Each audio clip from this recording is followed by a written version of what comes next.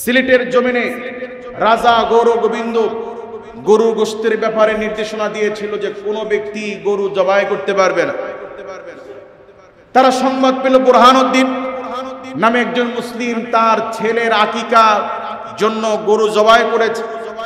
এই সংবাদে রাজা গৌর গোবিন্দ এই বুরহানুদ্দিনের পরিবারের কয়েকজনকে নির্বিচারে ধরে গলা কেটে হত্যা করেছে। নাউযুবিল্লাহ বলে।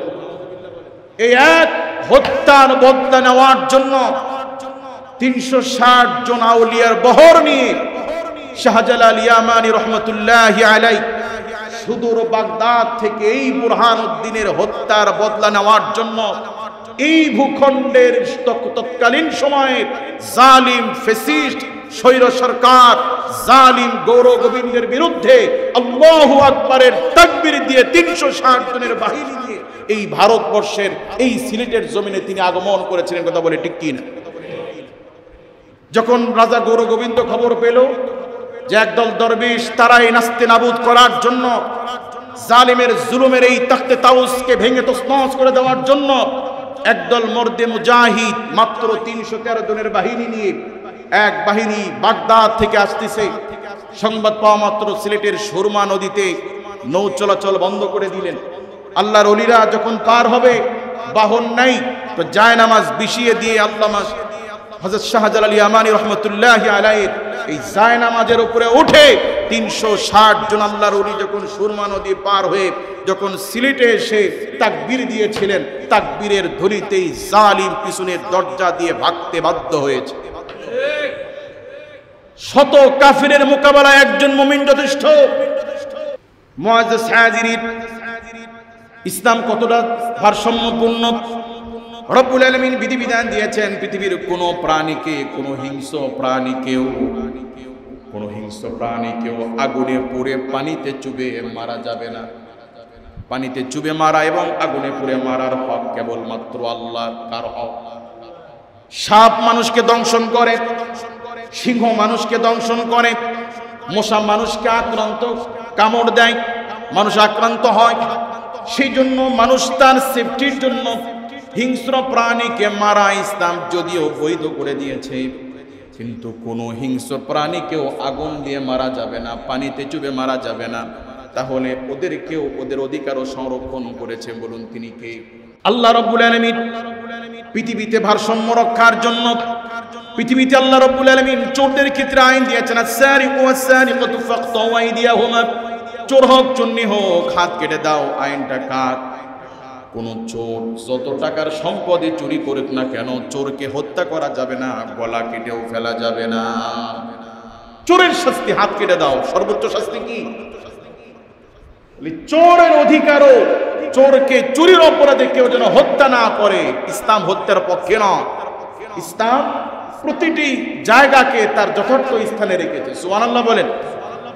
যে ইসলাম মানুষকে এত ভ্রাতৃত্ববোধ শিখায়, আল্লাহ তাআলা কোরআনুল কারীমের মধ্যে বলছেন, মুহাম্মাদুর রাসূলুল্লাহি ওয়াল্লাযীনা মাআহু আশিদ্দাউ আলাল কুফারি রুহামাউ বাইনাহুম। আল্লাহু আকবার বলেন। মুমিনরা তো এমন, মুমিনরা এমন, মুহাম্মদ সাল্লাল্লাহু আলাইহি ওয়াসাল্লাম এবং তার সাথীগণ সাহাবায়ে কেরাম এমন, রুহামাউ বাইনাহুম, পরস্পর তারা খুব দয়ালু, নিজের চাইতে আরেক ভাইকে তারা বেশি গুরুত্ব দেয়, বেশি প্রায়োরিটি দেয়। কিন্তু ওয়াশাদ্দুহুম ফি আলাল কুফার, কাফিরদের ক্ষেত্রে তারা কঠোর। মুমিনরা কাফিরদের ক্ষেত্রে কি? কঠোর। আর মুমিনরা পরস্পর কি? দয়ার সাগর। কেমন দয়ার সাগর? নবী সাল্লাল্লাহু আলাইহি ওয়াসাল্লাম প্রতিবেশীর হকের ব্যাপারে এত গুরুত্ব দিচ্ছিলেন, সাহাবায়ে কেরাম বলেন আমরা আশঙ্কা করছিলাম আল্লাহর রাসূল প্রতিবেশীর ব্যাপারে এত গুরুত্ব দিচ্ছিলেন যেন আমরা আশঙ্কা করছিলাম যে আল্লাহ তাআলার রাসূল প্রত্যেক সম্পত্তিতে বাবার মৃত্যুর পরে সেই সম্পত্তিতে প্রতিবেশীর হকের কথা বলেন কিনা। মানে প্রতিবেশীর ব্যাপারে আল্লাহর রাসূল এতটাই গুরুত্ব দিচ্ছিলেন যে আমরা আশঙ্কা করছিলাম যে এই বুঝি আল্লাহর রাসূল এটা বলেন কিনা যে বাবা মারা গেলে শুধু সন্তান সন্ততি নয় প্রতিবেশীরাও হকদার হবে, এমনটা বলেন কিনা। এতই গুরুত্ব দিচ্ছিলেন। সুবহানাল্লাহ বলেন। মুমিনরা তারা নিজের চেয়ে তারিক ভাইকে বেশি প্রায়োরিটি দেয়। আল্লাহ নিজে বলছেন লান তানালুল বিররা হাত্তা তুনফিকু মিম্মা তুহিব্বুন, তোমরা আল্লাহর রাস্তায় ওইটা দান করো যেটা তোমরা নিজের জন্য পছন্দ করো। যেই ধর্ম মানুষকে এত বেশি গুরুত্ব দিয়েছে, ঈমানের ৭৭টি শাখা আছে, এই ৭৭টি শাখার মধ্যে সর্বশেষ ৭৭তম শাখা হচ্ছে রাস্তা থেকে কষ্টদায়ক বস্তুকে সরায় ফেলা। রাস্তায় একটা মরা জন্তু পড়ে আছে, মানুষের চলাচলে কষ্ট হবে, দুর্গন্ধ ছড়াবে। এটা কি ইসলাম এত গুরুত্ব দিয়েছে যে ঈমানের শাখা বানিয়ে দিয়েছে? এটা সরিয়ে দেওয়া, এটা ঈমানের ৭৭তম শাখা। সুবহানাল্লাহ বলেন।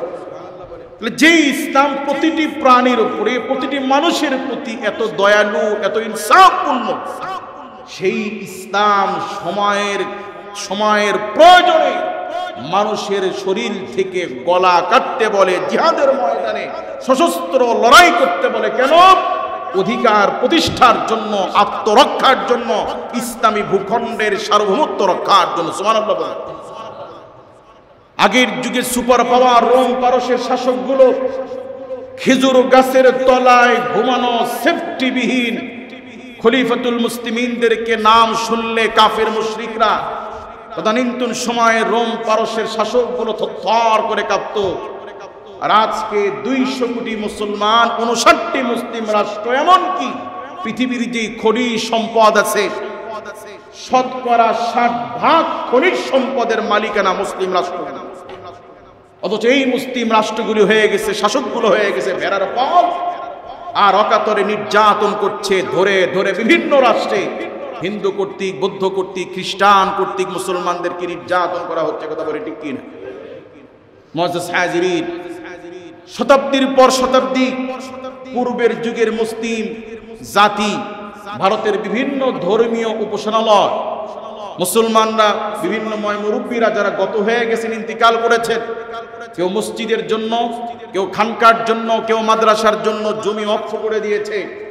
জালিমের গোষ্ঠীগুলো তারা আইন করে এই ওয়াকফকৃত সম্পদ রাষ্ট্রের কোষাধ্যক্ষকে নিয়ে এসে ১ সপ্তাহের মধ্যে আইন পাশ করে ২৭০টি মাদ্রাসারা দখল করে ভেঙে ফেলেছে। কতটি? প্রকাশ্যে হিজাব পূর্ণিওয়ালা এক মেয়েকে ২ দিন আগে টেনে হেসড়ে প্রকাশ্যে হিজাব খুলে ফেলা হয়েছে।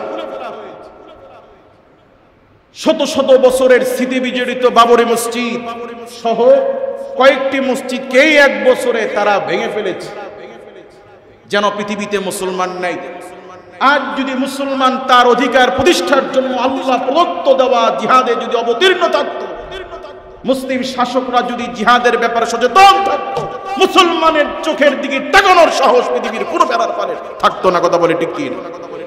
সেই জন্য আল্লাহ পাক তিনি মুসলমানের অধিকার প্রতিষ্ঠার জন্য মানুষকে জোর করে মুসলমান বানানোর জন্য মারতে হবে, এই টিকাদির আল্লাহ কাউকে দেন নাই।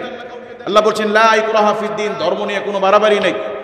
কিন্তু মুসলমানের ভূখণ্ড, মুসলমান জাতি নির্যাতিত হলে একজন মুসলমানের রক্ষায় যদি শত মুসলমানকে শহীদ হওয়া লাগে, তাহলে একজন ভাইকে রক্ষার জন্য প্রয়োজনে শত মুসলমান শহীদ হবে। এই নির্দেশনা কার?